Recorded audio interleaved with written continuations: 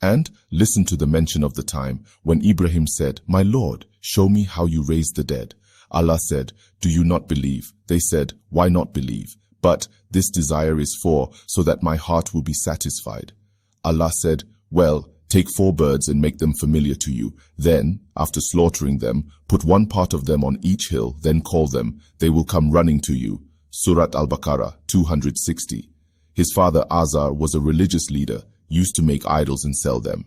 Hazrat Ibrahim, peace and blessings of Allah be upon him, opposed the worship of idols from the time of his childhood.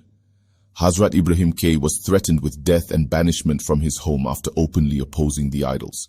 The incident of Hazrat Ibrahim, peace be upon him, breaking into a place of worship and smashing all the idols except the big one, which is mentioned in the Holy Quran.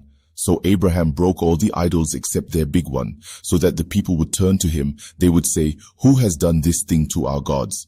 He was a very cruel person. Some people said, "We have heard a young man who makes up stories about these idols. He is called Ibrahim." They said, "Then bring it before all the people, so that all may become witnesses." Then when Ibrahim was brought, they said, "Ibrahim, did you do this to our gods?" Ibrahim said, "No, but this action was done by this great leader of them. Now ask these same idols if they speak like this." It is mentioned in Surat Al-Safat, verse 88. 89, that it was a day of celebration, in which the whole nation used to leave the city and go somewhere.